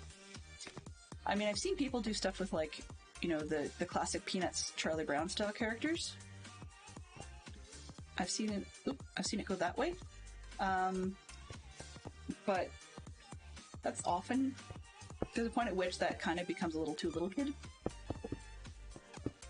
But then we can't always cater to people like myself that were uber frightened as a kid. Like, it got to the point my parents had to negotiate with the neighbors to shut off the creepy noise soundtrack before I'd ever go near the house. Thankfully, they were friends of the family, so it worked out, but it was just it's like yep, she's just gonna stay by the sidewalk until you stop making the noises, and then she'll come on up. And because it was friends of the family, you know, back in the day, they would have done stuff like popcorn balls and custom fudge and things like that, and make up little bags, especially for the kids they knew and wanted them to come to the house. So that, because it was part of, like, sort of the neighborhood, I guess you'd say the neighborhood block of friends thing, I wouldn't go near them. There was no way. Like, tears, fits, the whole 9 yards. I was one miserable snot. I don't think I actually ever trick-or-treated as, like, with a friend, I think, until, oh goodness, must have been 10 or 11, I think, something like that. Oh, for the love of Murgatroyd, do you have to? You're not welcome. Go away.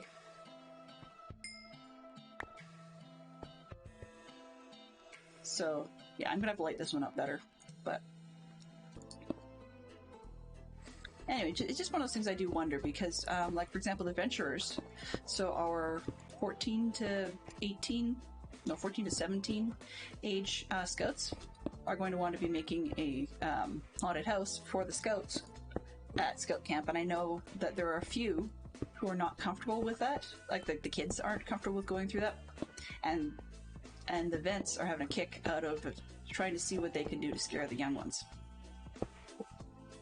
They think it's funny. They've been warned, but at the moment our backup plan is to allow the kids for whom it's just too uncomfortable, they can just skip it, they don't have to go through it. You know?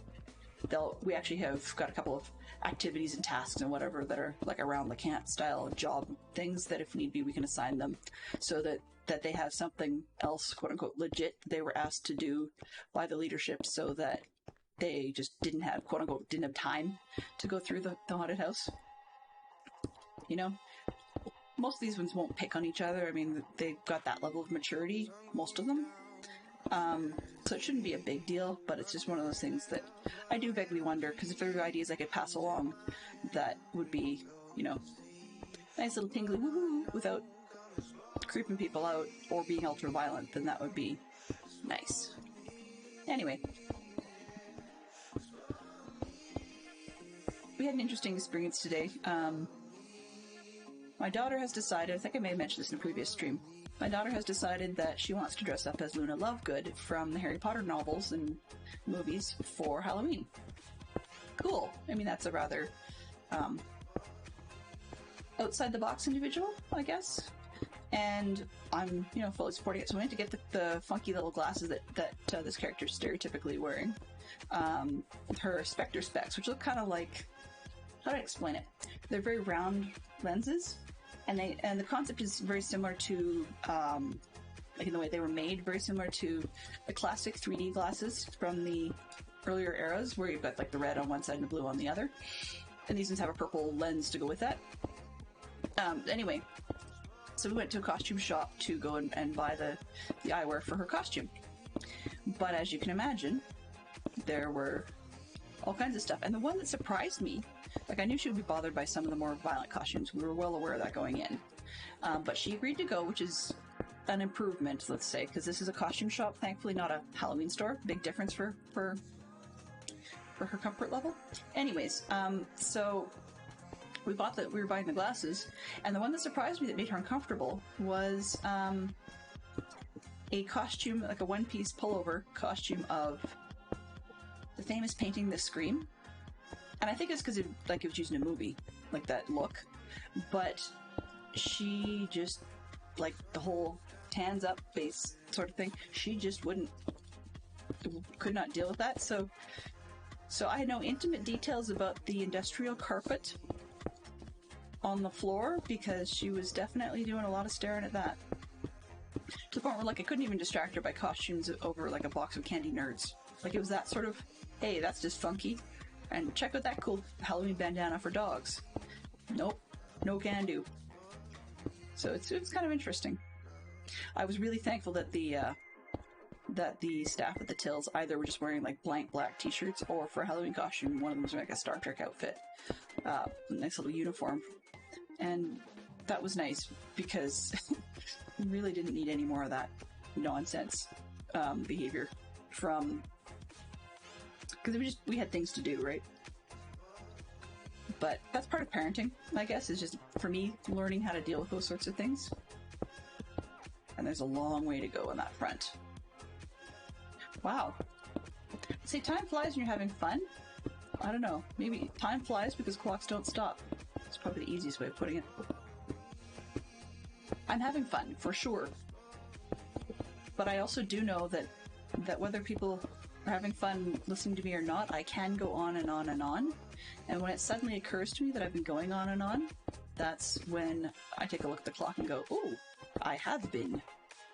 Or, oh, it's not as bad as I thought. So, we're getting there. Making some progress. One of the things that actually encouraged me a little bit to do some of these larger scale builds is not just that people like Dadcraft said, you have a permit, make it whatever height you want, etc. I mean, there's scale, and then there's like, such and such does not seem to match with everything else. And two pieces. One, nothing in my base has an appropriate scale. But two is I've been semi-inspired just to go with it for in order to get the detail by watching some of the builds of people like Manky Hamster, and of course then there's always the very famous boats and other lovely buildings put together by people like Ross and Stormy Owl, or Huge Stormy Owl. Amazing stuff, and I'm not sure where you guys get your inspiration from, but they're never tiny builds. Like, we just don't, in my mind, we just don't have the blocks in vanilla Minecraft to be able to do detailed work on a more character-sized scale. So when we get monstrous size builds, sometimes that's what it takes to get the details, and it just blows my mind that people are willing to put in that kind of work and to get it right. Like, somehow you guys get it right in a way that I just don't understand. Like, I don't terraform. You know, case in point. This hole, it's rectangular for now. I just chopped out trees and stuff that were there. I may put some more stuff in afterwards at the bottom, and bushes and whatever else. But I don't really do good at this whole terraforming biz, nor do I do good at the texturing biz. So I mean, I have goals of things left to learn. There's plenty left to learn. But I didn't mind doing an all one block thing. I can't remember what he called it, but there was one that Manky Hamster built recently where from a distance the build appears to be all one tone, but it's so large that it has an incredible amount of detail, and the detail was really what sells the whole thing. Not to mention the fact that his timeline on how fast he puts it together just like rocks my world, although I don't know if he's just doing it in like the paintbrush format as well, because he's built them on another server first. These aren't all like winged from scratch kind of builds. The ones that he is sort of winging from scratch are they're all partially planned out to begin with, but then the details he's winging them out live, and those are ones that take a little bit longer. Like he had a very neat like circular sort of spiral-esque building that I absolutely loved. Gave me an idea for that one that totally doesn't fit into my theme this season, but I drew out a sketch in a book just to save the idea for later, I guess. And there's one actually derailing on that. Those of a certain age, and I don't really know what the age would be, but older than 6, have you guys ever heard of the concept of a commonplace book? As I had it explained to me, and as I tend to use it, one of the things it can be is like an idea repository or an inspiration log. So an idea comes or something seems familiar, at least how I'm using it, is it's just like in my case it's digital, piece of software I've got, but it's on my phone and my tablet. But some people actually carry around a real physical notebook with them. Apparently it was more common in the past. But people would carry a notebook or pen and pencil with them, and when they get ideas for something, whether it be a work thing or something else they wanted to do, bake, make, whatever, they would just write their thoughts in their commonplace book. And I guess the idea was to have a notebook like that back in the day, as in like 100 years ago, was, no puns intended, commonplace. That's probably where the name came from. It's my guess, although I'm no etymologist. And etymologist, yes. Not entomologist, a bug specialist. But yeah, that's where some of my ideas have gone, I've got some in, what's that called? OneNote, I guess, by Microsoft, and then I've got another one I'm using, lately I've been using Zinnia, but that's just a piece of software for journaling, and I use it because I can use my Apple Pencil with it, so I can draw sketches and whatever, and I'm an absolutely terrible artist, but it's enough of an idea. It's like, the napkin thing where you just write your idea down or throw it down on a napkin and shove it in your pocket so you got it for later when you do need it. Oh yeah, you're going to be prevented by easy place mode if you're in the middle of standing on the block. Thank you. I actually do get a small kick out of those action prevented by easy place mode warnings, because just about every one of them in my world could probably successfully be started with the term, you're doing something idiotic, or don't be an idiot, you're trying to do something that can't be done. Because, whatever. And the because is usually the part that I'm being an idiot about. you cannot place more blocks if you don't have any in your inventory. Or, of course you can't place a block right in the middle of where you're standing. That makes perfect sense.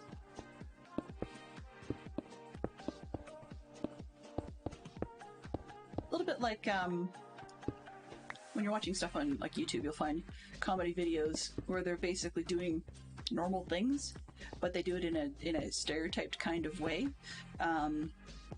If a Scotch guy was doing, like a Scottishman was doing something or other, and while they can be, the stereotypes can be quite clearly racist, but not always necessarily in a negative light. Like they might just use phraseology, or some groups poke fun at themselves. I mean, like if I was to make fun of Canadians, I'd probably be wearing red and black plaid shirt. No, DC's not Canadian nor a lumberjack, but a red and black plaid shirt and hand-knitted woolly hat, aka a toque. Very much like Great White North sketches from the 80s, with Dave Thomas and Rick Moranis, I think. And I've been talking all about bacon and beer and maple syrup and pancakes and all that kind of stuff. But I could get away with it because I'm Canadian. So there's other ones like that I've seen. And sometimes those things make you laugh, but it's also the realism parts of them. So where it fits is, so there's some it's like if you had a GPS that actually wrote or said directions in language specifically tailored to you. Or sorry, in grammar specifically tailored to you. It's probably more accurate. Mine would be stuff like, "Hey stupid, you're going fast enough to miss your turn." "Hey dummy, you're in the wrong lane." Not that always, like insulting or whatever, but it could be something along the lines of, I don't know, "You only have one chance to make this turn. There isn't really two of them there." There was a comic, actually, a meme-style comic my friend drew years ago about me navigating just like that.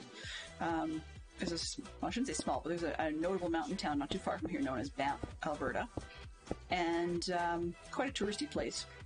But anyways, we went years ago, a bunch of friends. Fantastic Sherlock Fox was there too, and we'd been there quite a bit. Even just the two of us had been there. And so we were going as carpool thing, but they expected me to tell them what the turnoff was. Well, I was unclear on, my excuse at least was, I was unclear on what they were really looking for in town to know which turnoff to suggest. So I did not give them the correct turnoff. I said, "Oh yeah, there's a second one," not realizing that through the conversation stuff we'd been having, we'd already passed the first turnoff. So the one that I said, "Oh yeah, there's a second one," yeah, there wasn't, and we ended up in almost Fernie, BC, another ski town, before we could actually legally turn around on the highway.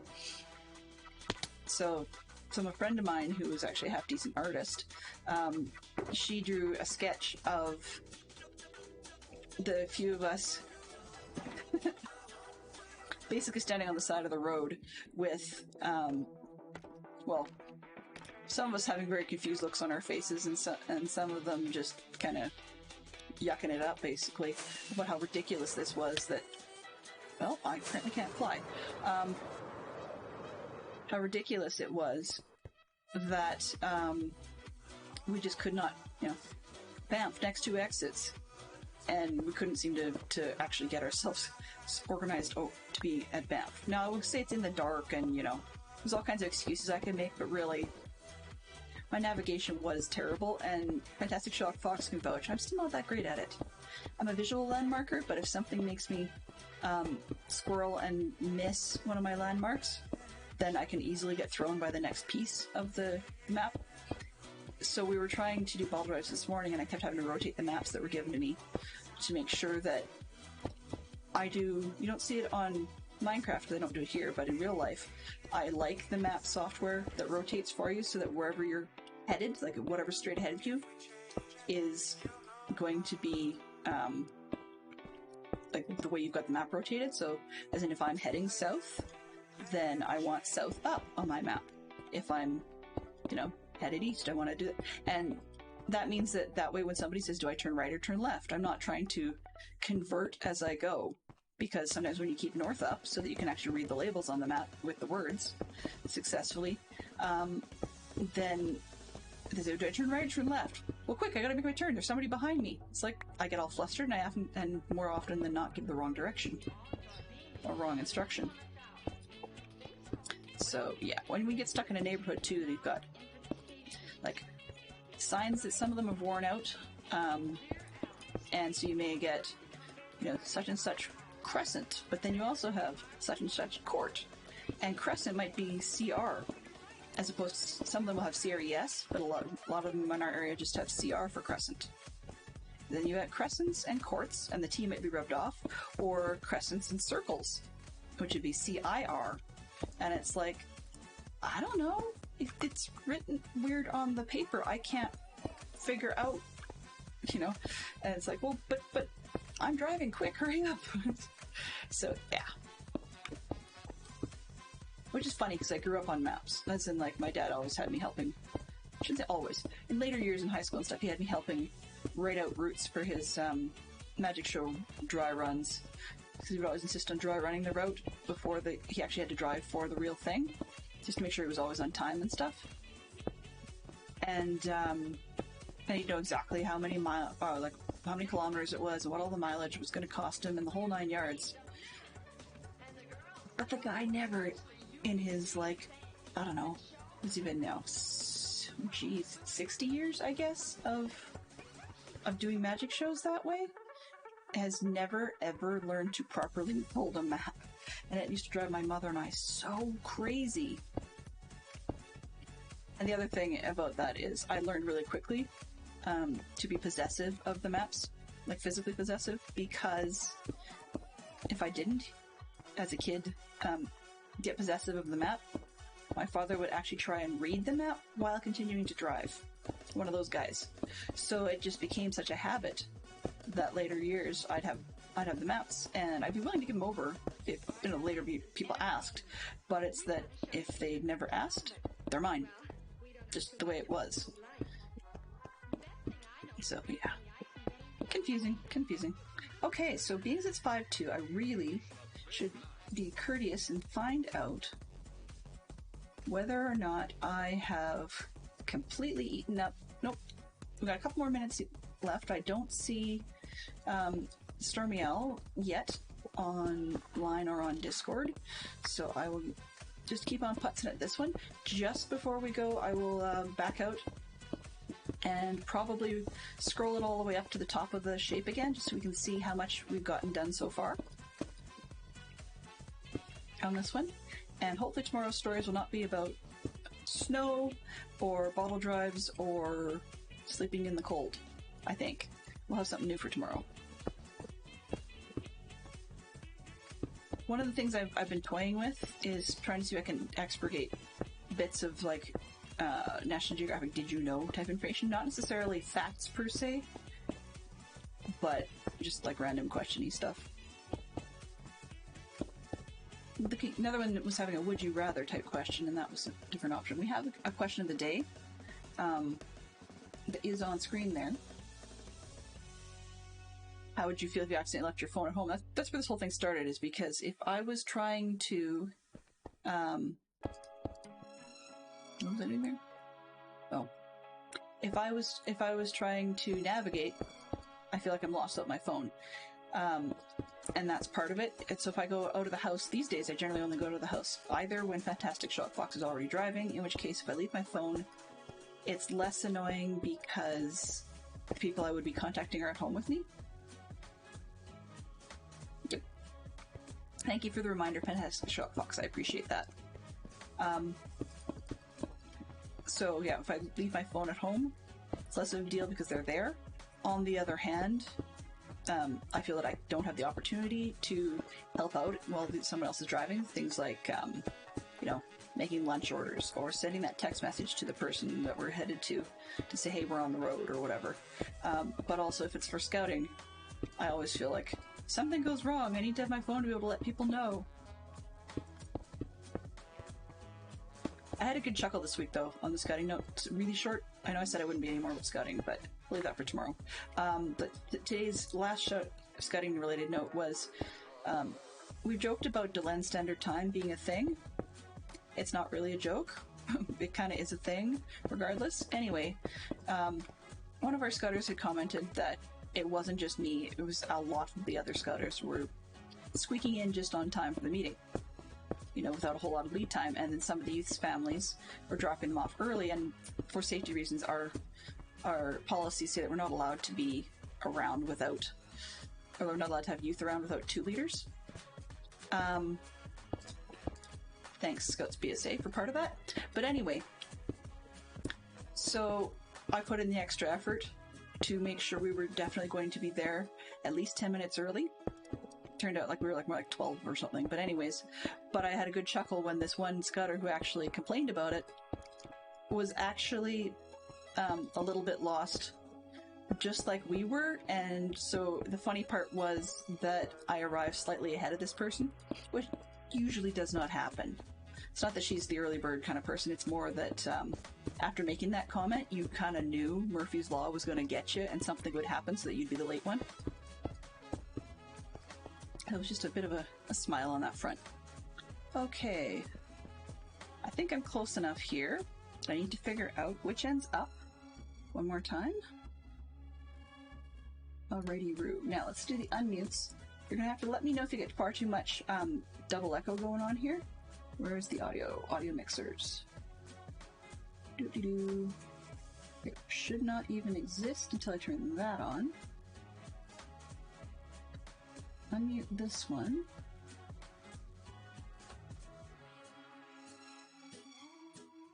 Yeah, I think the one that it's actually marked Discord on my screen is still busted, but the virtual cable that it's feeding out to should theoretically be alive. And okay, I see. I'm not the only one. Yippee skippy! Alrighty. So where did I go here? Wrong button. Alrighty, Roo. Oh, gotta sleep.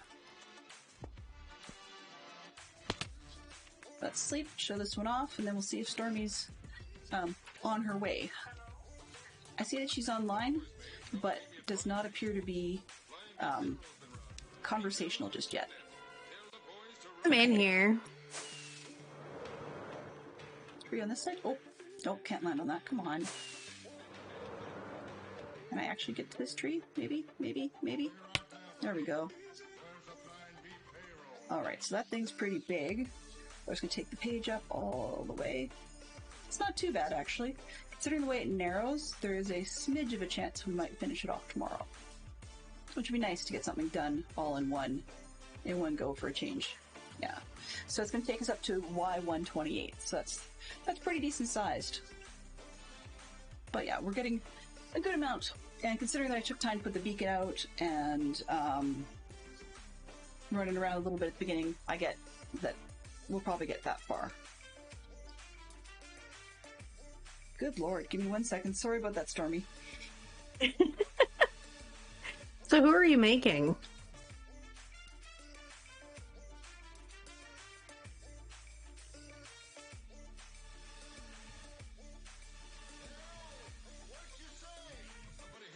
You know what? I'm just going... Ooh! Or not. I don't know. I might have to just, like, you know, shoot Discord and put it out of its misery, call it computer reboot when I'm done here, but that's okay. I hear some giggles, so I'm hoping that I got some feedback that isn't just me. I was asking who you were making. Ah, okay, gotcha. So given the theme of the base, this is actually going to be a Sherlock Holmes thing. Sherlock Holmes bust. It's kind of hard to see from that angle. Maybe a little better over here. Can I hit this tree? Yay! Okay, So you can see it a little bit better that way. That might help. So I don't know if you can see the sort of like the pipe thing going on. He's got his deer stalker. Oh yeah. Yeah, both of which, actually, strangely enough, were never ever in the novels in the first place. So that was something that an actor added. Yeah, but so how has your day been so far? Good. I've been watching everybody. Lurking. Mm-hmm. Well, are you ready then for me to send them all your direction? Yep. Server should be restarted. We should be good to go. Perfect. Well, I just want to say thanks to everybody that dropped by. Please do, as always, give Stormare our best as we pass on the train. I'll probably think of something absolutely ridiculous. I don't even know if we're doing shulker boxes this time. I have not paid any attention. Yeah, we started this morning. Yeah, I probably will do that. So I'll have to figure out what I want to name it. Something pretty... Actually, I might even just put Sherlock on the first one today, and then Holmes on the second one tomorrow, because it'll probably both be pieces of stone anyway. So that'll be easy. But I'll send everybody over to you, and then I'll come and join you in just a couple minutes. All right, sounds good. All right. Here we go. Maybe. Maybe not. I can't seem to press buttons today. Mischief managed. Aha. So thanks everybody, and we're going to head off to Stormy. Have yourselves a great evening.